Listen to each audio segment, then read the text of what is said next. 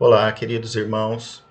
É com muita alegria que mais uma vez estamos aqui em nossa pequena reunião para que podemos compartilhar um pouco do que estudamos, incentivar também aos irmãos que possam estudar um pouquinho mais baseado nos nossos estudos aqui.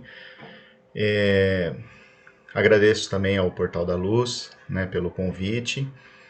E quem acompanhou, né, na sexta-feira, no último estudo que tivemos aí, eu falei sobre tolerância, né? E hoje eu gostaria de trazer para vocês um assunto que também é como se fosse uma continuidade do assunto falado na sexta-feira. Não é dependente do assunto de sexta, mas é como se fosse, né? Só que antes, eu gostaria muito de agradecer a todas as inscrições do canal. Estamos muito felizes. Hoje estamos com muitos assinantes, mais de 3.240 pessoas assinando o canal. E isso nos traz alegria porque a gente consegue, né, ver que está atingindo a palavra de Jesus, né, os ensinamentos de Jesus dentro do Espiritismo, né, para muita gente mesmo. E quem ainda não que estiver assistindo hoje, que não assinou o canal, assina o canal, né, basta clicar naquele botãozinho vermelho, assinar o canal, e aí do lado aparece um sininho, você coloca ativar o sininho, ativar os avisos, que todas as vezes que um vídeo nosso for ao ar, vocês serão comunicados.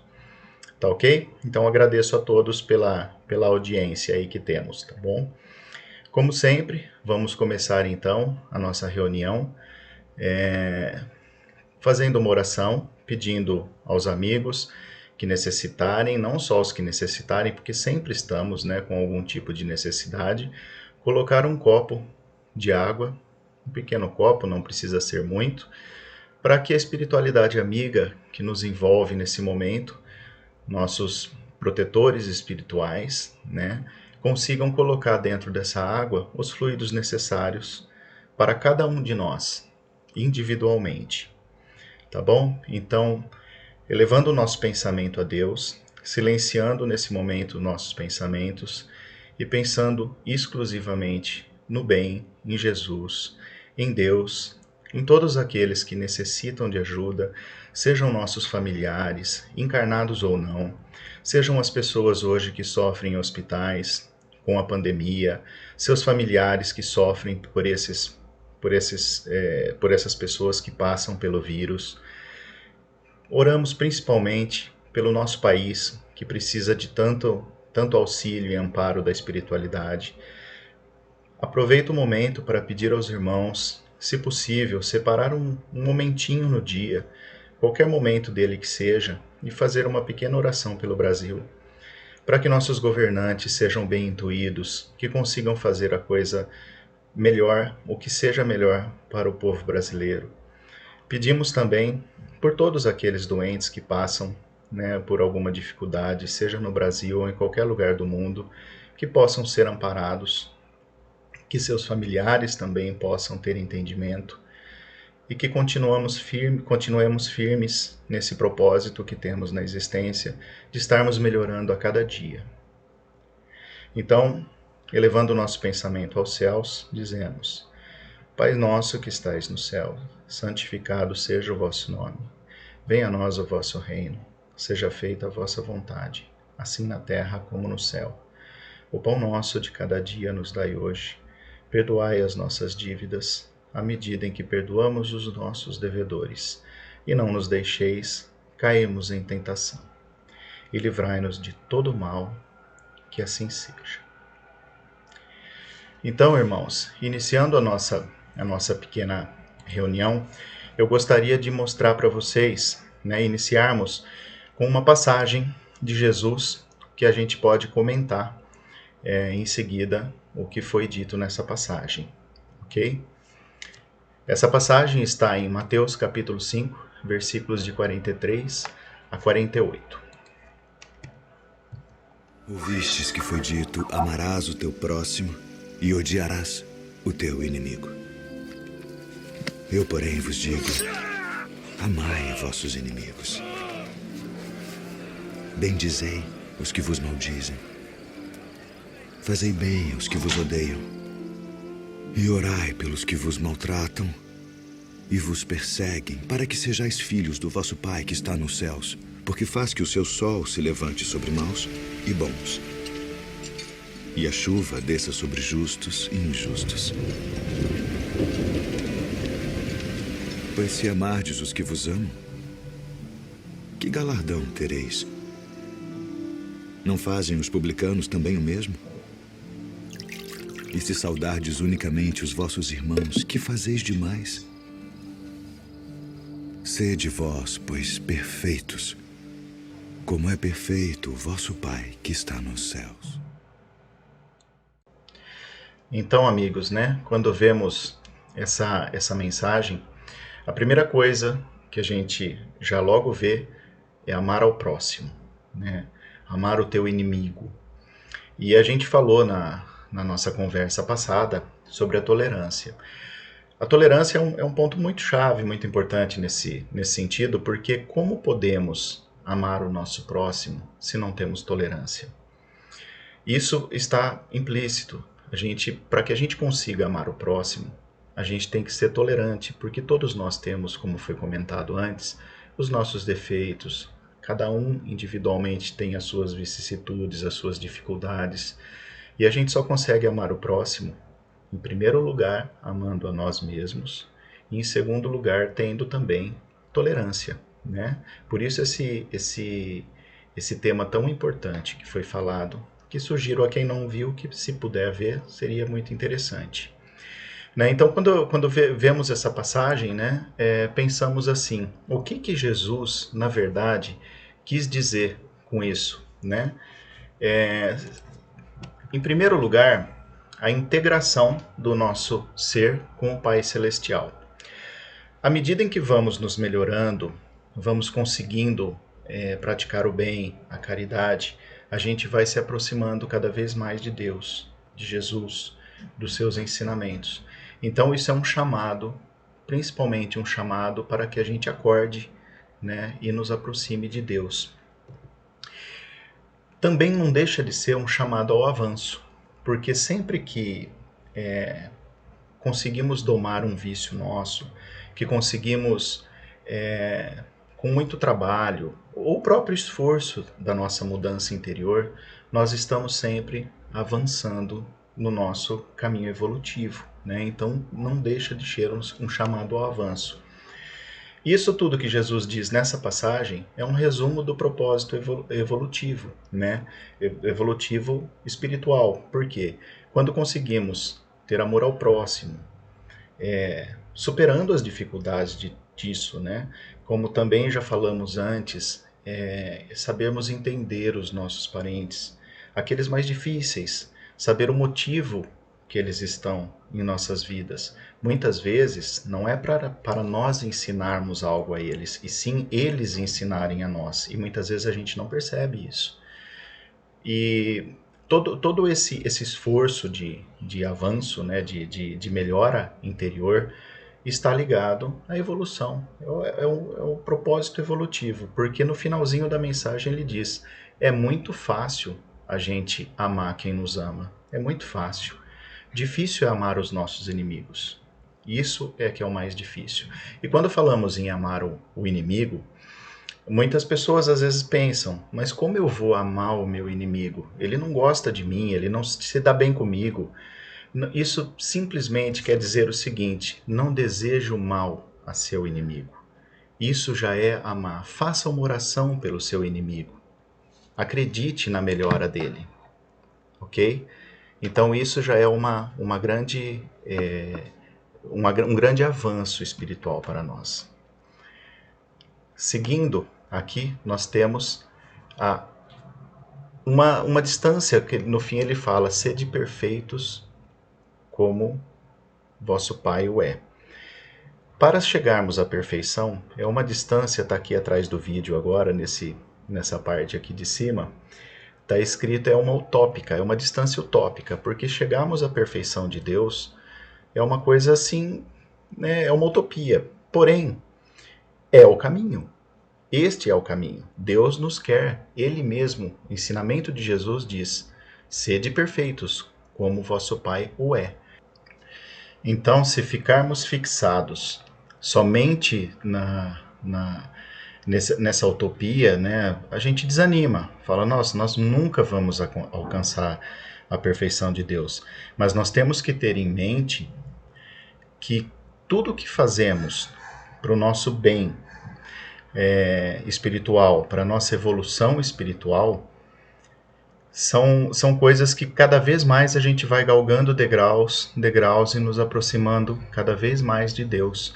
A cada vez que a gente supera um obstáculo de nossa reforma íntima, a gente vislumbra novos obstáculos que antes a gente não conseguia perceber. E isso é um processo lento, muito lento, pois todos nós sabemos que a gente tem muitos mundos para passar. A gente já veio de mundos primitivos, estamos hoje no mundo de provas e expiações, e cada vez, e são várias encarnações em cada mundo para que a gente depure o nosso espírito, para que a gente sempre venha a melhorar, né? O estímulo, então, de Jesus é um estímulo real. Real é uma coisa que temos que tentar a cada dia que acordamos, temos que tentar rever os nossos erros de ontem, fazer como a lição do homem de bem, analisar tudo o que fizemos no dia anterior e assim sucessivamente até que isso se torne uma coisa mecânica e rápida de se fazer. E se a distância, né, para alcançar não fosse utópica, fosse uma distância finita, eu sei que se eu fizer isso e aquilo, eu vou chegar lá mais rápido, vamos dizer assim. O momento em que chegássemos nessa distância, pararíamos, o progresso ia se estancar. Não íamos mais melhorar, porque já atingimos um ponto. Então, isso não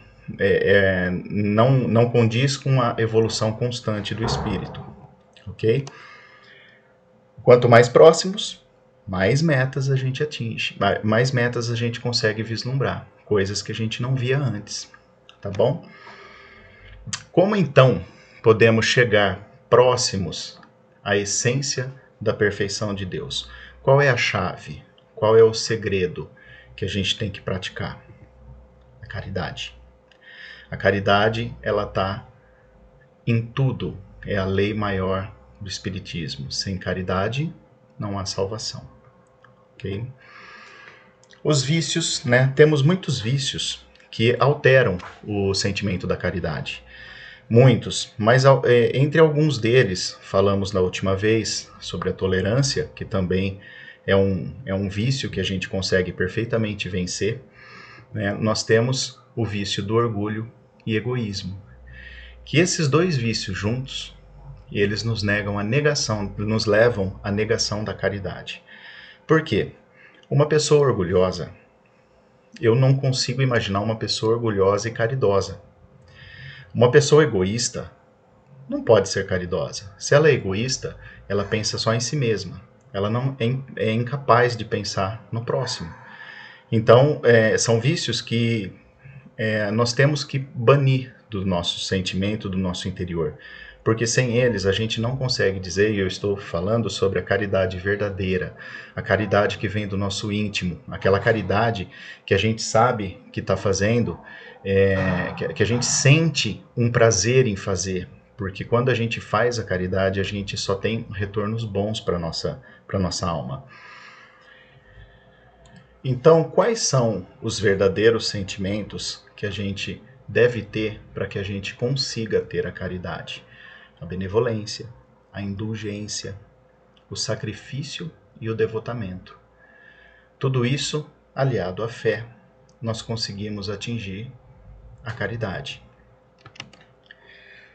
O amor ao próximo, quando ele é estendido ao inimigo, sem a interferência de nenhum defeito contrário à caridade, é sempre indício de uma superioridade moral, maior ou menor. Ou seja, quando nós temos esse sentimento de amor ao próximo, o amor ao inimigo, né? O amor ao inimigo no sentido da palavra quer dizer saber entender o inimigo. Às vezes, uma simples oração pelo inimigo. Eu costumo brincar, a gente não precisa correr, abraçar e ficar junto, perto do inimigo, porque tem pessoas que falam, eu não consigo ficar perto do meu inimigo. Ok, não tem problema. Mas quando você encontra um inimigo ou se lembra dele, faça uma oração por ele. Faça uma oração pedindo que a espiritualidade o auxilie, para que ele, juntamente com você, melhore a sua maneira de ser, os seus atos. Isso é uma caridade enorme também, a gente poder pensar dessa maneira. A gente tem aqui um pequeno vídeo que dá a noção real do que é uma caridade. Nesse vídeo a gente consegue ver, vamos falar um pouquinho dele depois, mas melhor, vamos colocá-lo primeiro para que a gente possa perceber aonde está a caridade.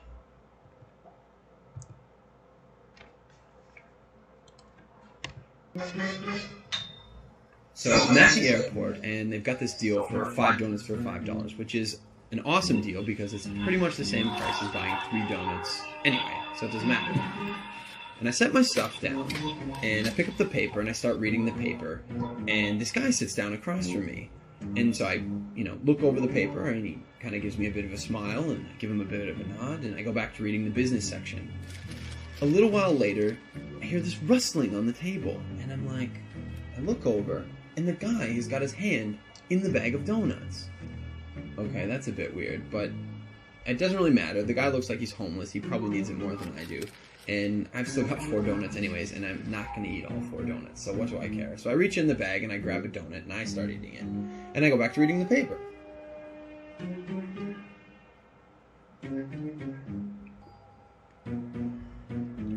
So I'm just getting into the social pages, and I hear this rustling on the table again. And I look over, and the guy's got his hand in the bag of donuts again. He takes a bite, and I'm like, what the crap? And now I'm getting a bit angry, but the precedent has been set, and so I don't feel like I can say anything. But I reach into the bag a bit more aggressively, I take a bite, and I just shake my head like, whatever. So a few minutes have gone by, and there's this call on the loudspeaker for the next departure, and the guy gets up and he starts gathering up all his stuff, and he gets to the end of the table and he stops, and I see him out of the corner of my eye, and he reaches into the bag and he pulls out the last donut, and I'm like, seriously? And he looks at me, he breaks it in 2, and he hands it to me. I reach out and I take this half, and I'm in total disbelief. And he kind of nods at me, and he walks off.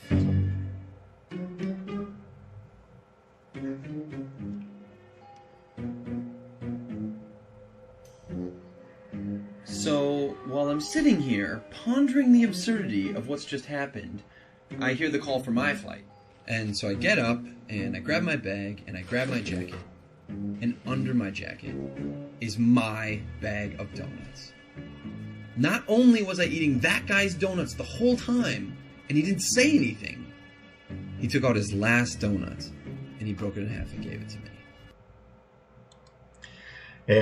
A gente consegue ver aí, principalmente 2 coisas, 3, vamos dizer. Em primeiro lugar, o julgamento, né? Nós temos o péssimo hábito de fazer pré-julgamento das pessoas. Em segundo lugar, temos o preconceito, né? Porque além dele fazer o pré-julgamento, ele achou que aquela pessoa era um mendigo. Depois disso, ele acredita que aquele mendigo, entre aspas, né, está pegando livremente com um tremendo folgado e ainda comendo os donuts dele. E no final, mais no final da história do vídeo, né, a gente percebe a benevolência, né, a caridade daquele mendigo, que não era um mendigo, em dividir o último donut com ele, né? Então, o que a gente pode perceber? Né? Um espírito que tem uma noção melhor de caridade, né? E um espírito que tem uma noção... Não, no caso ali, 2 almas, né? Espírito é uma alma desencarnada, né? Então, são 2 almas ali completamente diferentes e que têm vícios diferentes. né? Então a gente consegue ver nessa brincadeira que é feita, e no fim ele descobre que, na verdade, ele estava o tempo todo comendo os biscoitos daquele que ele achou que era mendigo. Então é uma coisa que coloca a gente, né, a pensar o nosso julgamento diário, como que isso afeta as nossas atitudes. Na questão 785 do Livro dos Espíritos, Kardec faz a pergunta: qual o maior obstáculo ao progresso?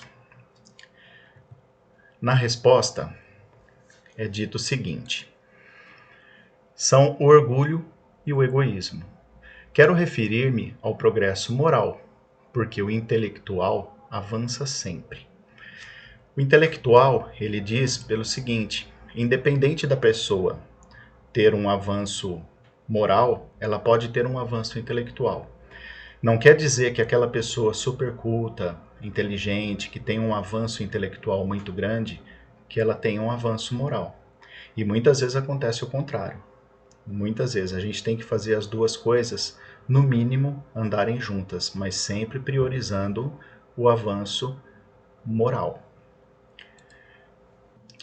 Continuando aqui, ele diz o seguinte: este parece, aliás, este que ele diz é o avanço intelectual. Este parece, aliás, à primeira vista, duplicar a intensidade daqueles vícios, orgulho e egoísmo, desenvolvendo a ambição e o amar das riquezas, que por sua vez incitam o homem às pesquisas que lhe esclarecem o espírito. Ou seja, quanto mais ambição ele tem, mais ele pesquisa para suprir mais ainda essa ambição. E assim, é assim que tudo se relaciona no mundo moral como no físico, e que do próprio mal pode sair o bem. Ou seja, cada vez que ele pesquisa mais, que ele é mais intelectual, ele acaba descobrindo mais também as coisas do espírito. E no final das contas, acaba sair do mal, pode sair o bem também. Mas esse estado de coisas durará apenas algum tempo. Modificar-se-á à medida que o homem compreender melhor que além do gozo dos bens terrenos, existe uma felicidade infinitamente maior e mais durável. À medida que o homem consegue avançar intelectualmente, ele acaba descobrindo também coisas do espírito, ele consegue vislumbrar melhor um mundo melhor espiritualmente. Entre os vícios, qual o que podemos considerar radical? Vício radical é aquele vem de raiz, enraizado, aquele vício que está dentro de nós e o mais difícil de se eliminar. Ele diz: já o dissemos muitas vezes, o egoísmo. Dele deriva todo o mal. Estudai todos os vícios e verei que no fundo de todos existe egoísmo. Por mais que luteis contra eles, não chegareis a extirpá-los, enquanto não os atacardes pela raiz, enquanto não lhe houverdes destruído a causa. Que todos os vossos esforços tendam para esse fim, porque nele se encontra a verdadeira chaga da sociedade. Quem nesta vida quiser se aproximar da perfeição moral deve extirpar do seu coração todo o sentimento de egoísmo, porque é incompatível com a justiça, o amor e a caridade. Ele neutraliza todas as outras qualidades. Então a gente consegue ver que isso é comum a todos, não é de um ou de outro, nós temos isso dentro de nós, que é muito difícil de extirpar esse vício, mas temos que ter sempre a ideia da lição do homem de bem. E o que é a lição do homem de bem? O homem de bem é aquele que pratica a lei da justiça, de amor, de caridade, na sua maior pureza. Ele interroga a sua consciência para ver se violou essa lei. É aquele exame de consciência que a gente faz. Será que eu fiz tudo o que eu deveria fazer? Será que eu fiz todo o bem que eu podia fazer? Todo dia, se tivermos esse hábito de fazer uma análise, a gente consegue,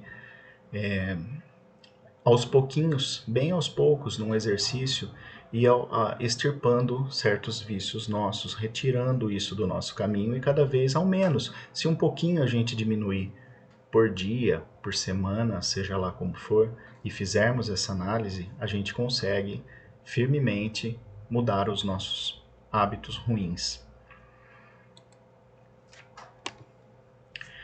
Temos aqui também, vou colocar só, tem fé, o homem de bem tem fé em Deus e sabe que nada acontece sem a sua permissão. O homem de bem, ele tem um firme propósito na fé. A fé, que a gente sempre diz, aquela fé raciocinada, aquela fé em Deus, a fé que Deus tudo vê, tudo sabe, e não cai uma folha de uma árvore sem a permissão de Deus. Sabe que as vicissitudes da vida são provas ou expiações, e as aceita sem murmurar. As vicissitudes, né, são aquelas, os altos e baixos que a gente passa na vida, que a gente às vezes acaba pensando, nossa, só comigo acontece isso, e a gente acaba esquecendo de tudo de bom que a gente tem. Né? Então, às vezes a gente reclama de uma dor, e fala, nossa, eu não fui agraciado, né, por Deus, eu tenho muita dor em determinado lugar. Só que às vezes a gente também tem que pensar o seguinte, e quantas coisas boas eu tenho? Se você parar para enumerar o que você tem de bom, entre familiares, entre às vezes um emprego, como muita gente não tem, passa dificuldades, a gente analisar o que a gente tem, mesmo em termos materiais, né, a gente vai ver que tudo que a gente tem de bom é muito maior do que as nossas vicissitudes, que são, na maior parte das vezes, obstáculos para a gente realmente superar e conseguir atingir o nosso progresso. Não é nada de castigo, são obstáculos e desafios que temos nessa existência para superar. Continuando aqui, tem mais um item, é a pessoa que faz o bem de coração, sem trocas, sem esperar nada em troca. Ah, eu vou ajudar porque eu vou contar um pontinho lá no céu para mim. Não, é aquela ajuda que tem que vir de dentro. Você saber perceber a necessidade do teu irmão, da tua irmã e conseguir ajudar, aquilo partir. É também um exercício, mesmo que seja uma caridade inicial, onde você espere algo em troca, a prática da caridade vai te levar, porque o benefício é tão grande para nós mesmos, que a prática vai te levar a fazer aquilo com prazer, com gosto. O homem de bem pensa nos outros antes de si mesmo. Né? Você vê que o degrauzinho ali, cada frase que aparece, vai dificultando. É difícil? É difícil. Mas nós temos uma existência inteira para tentar. E se não der nessa, nós temos uma próxima.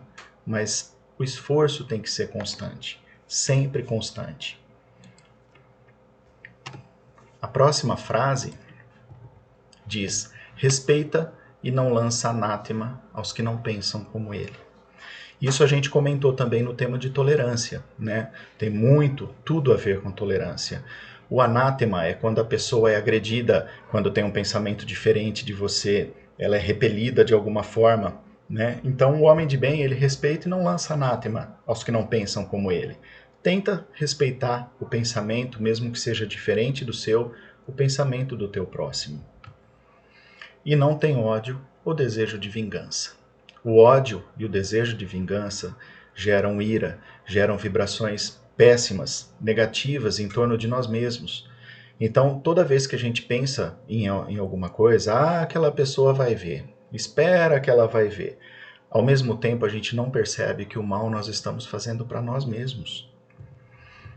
Nós temos aqui esse pequeno vídeo também, que mostra algumas qualidades, né, de um homem de bem. É uma pessoa, vamos dizer que esse vídeo está no sentido da pessoa que não pensou em momento algum em prejudicar o próximo.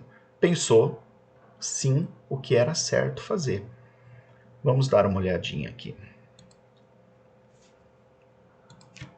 Em 2012, durante uma maratona na Espanha, Fernandes Anaya surpreendeu o público. Ele era o segundo colocado da prova quando viu o queniano Abel Mutai, que liderava com folga, diminuir o ritmo a poucos metros da vitória por achar que já havia cruzado a linha de chegada. O que fez o espanhol?